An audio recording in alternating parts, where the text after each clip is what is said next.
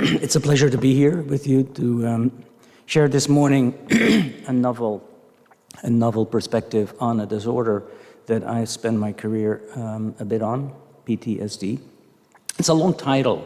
Let me read the title with you. So I'll be talking briefly about a PTSD staging model. Staging models you see in medical disorders, in cancer, and in other forms of medical illnesses, but it has not been translated to PTSD yet. If we incorporated a staging model, we may also look at a phase-oriented treatment. And then we may optimize treatment selection procedures. So that's kind of the frame of the presentation that I'll share with you this morning. I can't progress my slides. So we dive right into the topic, and the topic of today is PTSD, post-traumatic stress disorder. What you see here is a couple of iconic representations of the symptoms of a person that may be suffering from PTSD. And right in the middle, you see flashbacks. And flashbacks are the hallmark of PTSD, are the driver. The first symptoms that emerge are typically the flashbacks, either at night or at day. That can lead to sleeping difficulties or to bad dreams as a sort of a second categorization. Another categorization, and I highlighted with a frame around it, is avoiding to think about the trauma, avoiding to talk about the trauma, avoiding places, avoiding activities. It's the avoidance cluster. I don't want to be there. I don't want to go there. Don't go to the places that are reminiscence of the trauma. And there is another cluster that we relatively recently in DSM-5 have acknowledged better than we have recognized that before. That's feeling guilt or shame. Could be in war, acts of omission, acts of commission that you didn't report when you saw somebody being raped, or that you killed a child who was aiming a weapon at yourself, and you are now coming home with the fact that you have that memory imprinted in your brain. And there are others that I didn't highlight in detail now. So imagine this situation. This is a kind of a New York, or could be any place in the US, could be any place in the world where there's an accident. Now the question, you see here a lot of people on this slide. The question is, for whom would this be a memory that is over-consolidated or affectively over-consolidated, that they try to avoid these places, that they try to have, or that they will have flashbacks. So in other words, that they will develop PTSD because of the exposure of that specific incident. Do we know who's vulnerable for that trajectory? If we knew, we probably could intervene by looking at the woman who's holding the baby in her hand, or the child, or the bystander, or the person who's lying under the car. Those are research questions. If we had that question, who is the, let's call it the vulnerable phenotype, we could intervene early, and we could probably be preventive. Here's another one that's probably closer to, I would say, to your hearts, because it is here not that far away. It's from the earthquake. And you see here a man holding his hands in the sky. He survived an earthquake. The earthquake, 6th of February of this year. And what is the trajectory of this person? Will this trajectory be different than the trajectory that I just outlined before? It's what we call in psychotraumatology a type 1 event. It has a beginning and an end. I mean, it's a little bit arbitrary, but it's a type 1 event. Can we predict who will develop symptoms of PTSD in the aftermath? Or this one, just want to share another picture. And you need to look at it carefully. But what you see is touching. Because you see here, not the panic so much, you see the man holding the hand of a person that's there on that bed. What is the trajectory for this person in the aftermath? How will he be doing a month later or half a year later? And we would assume that there's not that much fear so much overrepresented, but there's more of guilt of having survived, or grief. So there are different trajectories in the aftermath of traumatic stress exposure. If we sort of look at some of the trajectories, we have people who have symptoms of PTSD and then early recover. We have people that never recover. We have people that recover and have recurrent relapses. So we have a range of let's say, trajectories of recovery. And they can vary over time. 1 month, 2 months, 1 year, or maybe in the aftermath, there can be a manifestation of symptoms down the line. This is if you lump them over all together. If you have a cohort, you see them, some are resilient, some are not resilient. You see a sort of an array of things. But if you do more statistical analyses, then you can come up with what you see on the left, a categorization of trajectories. And there are typically 3-4 trajectories. One is a resilient trajectory that you see here. They don't see symptoms or so, they're fine. We're by default pretty fine. But you see also a chronic trajectory, people who already had symptoms. And then you see one that is reporting symptoms and that are recovering in time. But you see, interestingly, that some people have no symptoms, but they start to report symptoms as time progresses. That's what we call a delayed type of PTSD manifestation. Now, this is a survival curve that was broken down by the categorization of exposures. If you do a survival curve analysis that you see over times in 5-year time brackets or 10 or 15, that it depends what you have been exposed to, in what category you will broadly be. In war-related trauma versus physical violence, they have different survival categories if you look at them. So we have to take that type of trauma also in perspective. Now, there are different types of prevention in the trajectories. We have primary prevention, secondary prevention, tertiary prevention, and we can look at them here, primary, secondary, and tertiary. Why I drew this line here is this is an important event. This is what you can do before trauma exposure, before the earthquake, before the traumatic, before the accident happened. And here is when the accident happens, right? And then there's secondary prevention, and then tertiary prevention. Now, let's focus on this, what you can do here. This is interesting. This is what we call the 3P moment. The 3P moment is what we cut from Joseph Zohar, who's the current president of CINP. He emphasizes the importance of allowing individuals to go through natural recovery process following a potential traumatic event. What he says in that blue line, don't pathologize, don't psychologize, don't pharmacologize. In that critical, let's call that a golden hour trajectory. In the first immediate exposure, in the first aftermath, we should do 3 things not, which are the 3 Ps that are highlighted here, to prevent a trajectory of maybe going astray or wrong.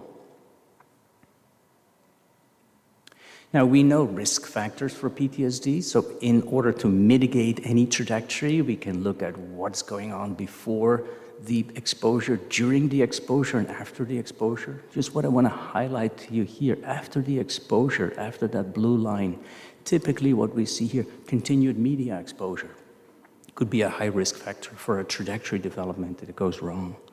Legal procedures, but specifically this, blaming others, wrong jokes.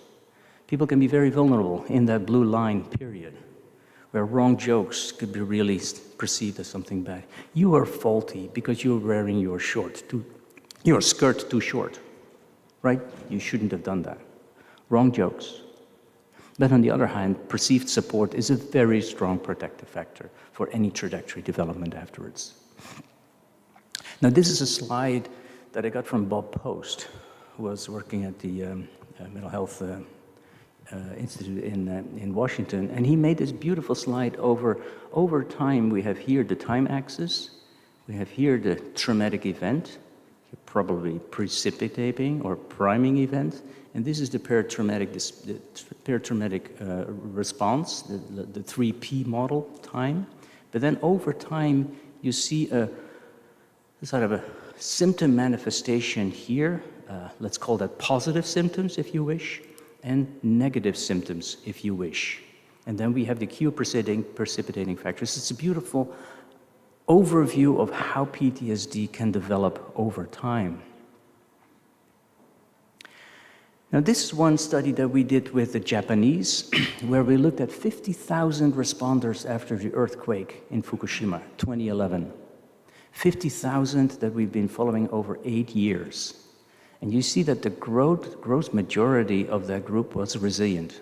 But you see also other trajectories. And just want to highlight here, that's the one that is my interest, that is one that's here. They are not meeting many symptoms, but as time creeps on, you see in the 4, 5, 6, 7, 8 years later, they are reporting symptoms. It's not the largest group representation, but it's an interesting group dynamics that there is a delayed type of PTSD in a trajectory analysis of the group at large who has been exposed to the similar event here in time. And one may wonder, if you took an individual from that group and you looked at the phenotypical representation, would that phenotypical representation be similar or different than this one? My guess is that this one is overdriven by fear and anxiety, and this one may be driven by guilt and by shame. That's a hypothesis that has not been proven, but that would be my guess. We did a similar thing in the Dutch Armed Forces. Before we went to Afghanistan, we looked at 1,000 soldiers before they went to Afghanistan.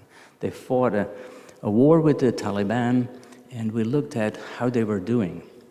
And we saw that 85% of those soldiers that went out of the wire, that fought the combat with the Taliban, were exposed to traumatic events, said, "Doctor, 5 years later, I had a great mission. I don't have any symptoms. I'm doing fine." There was a group that reported symptoms, started to peak about a year, meeting symptoms for PTSD, but if you follow that cohort, they recover in time, which ultimately was 5%, representing 5%. And again, we also found this delayed type of PTSD in about 10%. Now I'm okay. Nothing much happens, but 5 years later, they started to report symptoms. Now you can say, well, is that because they turned veterans? Is that because they failed treatment? Is it because of stigma? Is it because their partner said, now you need to go to a doctor, otherwise I'm going to divorce you? Same question here. Is this phenotype different here than the phenotype that we see here in these trajectory analyses? Now, what we like to do in our field, of course, we talk about biomarkers, right? In these trajectory analyses, I'm a neuroscientist and I'm a psychiatrist. I'd like to look at biomarkers. Are there any biomarkers? Well, welcome in biomarker land, because there are so many different approaches to biomarkers. We have the susceptibility markers, the primary risk markers before trauma exposure. We have the disease markers, the therapy markers, the secondary risk markers, diagnostic markers. So when we do any research in this field by any device or any product, we need to stratify our population, and we need to look really carefully at what biomarkers we are assessing. For me, this is a picture that doesn't have any meaning, probably for most of you, except for some in the room here. This is a group of people who went to Odessa to actually look at, can we identify when there is a terrorist attack, who is vulnerable for PTSD? This group of experts was flown into Odessa just a few years before the war started. And because there were some terrorist activities in Munich, in Manchester, in the world, and we wanted to know, could we have identified the ones that are prone for developing a PTSD? We had a book, Risk Management of Terrorism-Induced Stress. Because here, again, this picture, what's the state of the art now? Do we now know, if we had identified a vulnerable phenotype, maybe we could allow them or invite them to play Tetris. We know that playing Tetris is this computer game 3 times a day for 20 minutes will take you out of that cycle of affective overconsolidation and might decrease the presentation of traumatic memories and maybe the development of PTSD. There's now quite a case that's being built up for that simple intervention with Tetris. You know, the blocks that you have to la, and then you do that 3 times for 20 minutes in a day. But of course, if there's an earthquake, you don't sit down and do 20 minutes of Tetris, right? So circumstantial situation may drive you to do that, but research is showing that that might help. Another line of evidence is, if you want to modify the trajectory in the early phase, is an injection with corticosteroids. Might be very helpful to mitigate the trajectory of PTSD. This all is based on something what we call the golden hour model of PTSD. So what happens in the immediate aftermath determines what is consolidated, what is over-consolidated, and how you can intervene in that consolidation process. And there's several compounds that we have. I just spoke about corticosteroids, but there are other compounds, propranolol, ketamine, and cannabinoids, that may affect the over-consolidation in the brain and therefore change the way that that memory, traumatic memory, is encoded. We call it pharmacotherapy in the golden hours. The same way as we see patients and we see them and re-expose them to traumatic memories, we are also intervening at the golden hour concept because we are re-inviting them to open up their traumatic memories, and we're reconsolidating them in a kind of a different way. So, what is the staging approach of PTSD? I just have a few minutes left, do I? Good. So the staging of PTSD after trauma is, stage 0 is you're trauma exposed and you're asymptomatic, but you're at risk. The majority of people in the green lines that I showed with you are stage 0. They are trauma exposed but don't have symptoms. We call them stage 0. Stage 1 would be that you have undifferentiated symptoms but a subsyndromal distress with some behavioral and functional decline. Now, we put a line here because this is where we are as healthcare professionals into play. Because stage 2 would be the first episode of full threshold symptoms. But they can be persistent, they can be incomplete remission after some time, they can relapse or recur, or they can have multiple relapses. So somebody can move from a stage 2 to a stage 3, and stage 4 would be, I've seen that patient for now 2 years, I've tried EMDR, I tried BEP, I've tried narrative exposure, I tried SSRIs, and nothing works. That is the severe unremitting illness of increasing chronicity. We can call that a stage 4 type of PTSD. Treatment resistancy in PTSD. And now it may be unfamiliar for you to put names into these categorizations, but they may be helpful for categorization of novel treatment responses. Now, this is not just because we thought about, hey, give it a number. There is a neurobiology that is driving this. The stage 4 typically is characterized, and I don't go over all the details in this slide, by a high allostatic load. There is a biology that is driving the treatment resistancy that we have to respect. PTSD is not a disorder of the mind, it's also a disorder of the body. And there's a lot of systemic, gastrointestinal, cardiovascular problems and symptoms that are occurring that are also representing the stage 4. Now, to make that practical, is you could look at the same staging, 1, 2, 3, and 4, and look at what now are the most promising interventions for each stage. Let's go to stage number 4, the most difficult one, right? Stage 4 would be in the physical, if people are starting to have or still have pains.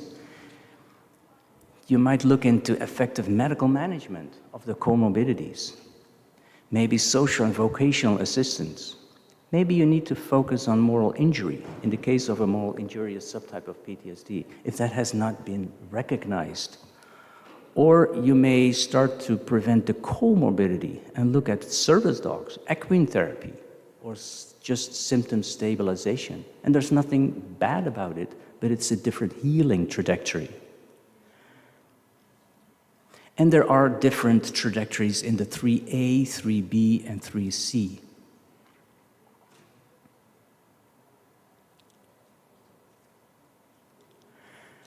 Now, it's interesting that 4 is typically interesting, and the potential contributors of a clustering of therapy resistance in PTSD. It may be that stage 4, there may be comorbid conditions, there may be trauma characteristics, biological factors, avoidance and safety behaviors. People drop out, they don't have engagement or adherence. Dissociation and emotional regulation may be in the way. There may be emotional and social factors that are blocking somebody from moving into a trajectory of healing, of changing to a novel level. So with that,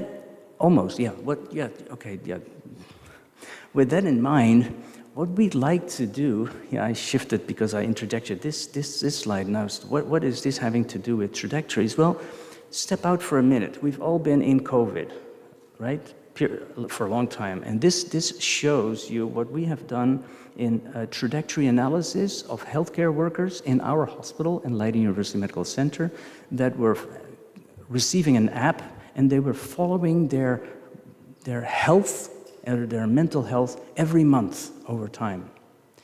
Now, we had in the Netherlands a lot of hospital admissions, and mortality was at certain time moments very high. So what we did, we had a stress buddy app given to 1,000 IC workers and healthcare workers, and we could follow how their resiliency was changing over time. When the admission was high here, we could see that resiliency over time was starting to go down. And we saw that the impact of event scale was going up in response to these situations here. So this is also some teaser. If we do trajectory analysis, we need to have a way how to monitor somebody in what trajectory they are. By giving an app, it may be a very simple way to track somebody's mental health. So you would like to know, how is my battery? How is my mental health status now? Am I fully charged? Am I okay? Am I resilient? Or am I kind of in need to be recharged? And then I need to sort of take care of myself, I need to do exercises, whatever. I'm going to a close. In therapy land of PTSD, we see an evolution of approaches to therapy. What we've seen over the years is the first wave of our therapeutic approaches was, let's try to change the fear conditioning models. And fear conditioning was the target of our interventions. The second wave of our intervention was, let's change the dysfunctional cognitions. Nobody can be trusted anymore. The world is a bad, unsafe place. These are dysfunctional cognitions that a lot of therapies were based on. We see a new wave, a third wave, that we can call metacognitive alterations. Metacognitive alterations are driving what we see in mindfulness and in acceptance and commitment therapy, but also what we see in the rise in psychedelics. It's a metacognitive, experiential-based new learning. And we see just the tip of it. So Lisa Burbach, a dear friend and colleague, has written this beautiful literature review of what are these emerging therapies that in that third approach probably are going to be hitting us and maybe challenging us for the next decade, because there's an array of things. We shouldn't be hopeless about treatment opportunities for PTSD, but there's quite a few. I'll skip this for the interest of time. There's all these, and I think Lisa Burbach will walk us through some of these. New compounds, new psychotherapies, new techniques, and new ideas about spiritual focused therapies that for a long time we have forgotten and gave into the chaplains, but maybe there needs to be some crosstalk. So in overview, I gave you a perspective of a stage orientation towards PTSD. There are different trajectories over time. PTSD is not a stable disorder. We clearly know that. And by recognizing and giving numbers to these various stages, we can identify novel leads, novel therapeutic approaches that there are a range of that may then have a better effect size if we stratify them based on these stage orientation approaches. And with that, I'd like to thank you for your attention.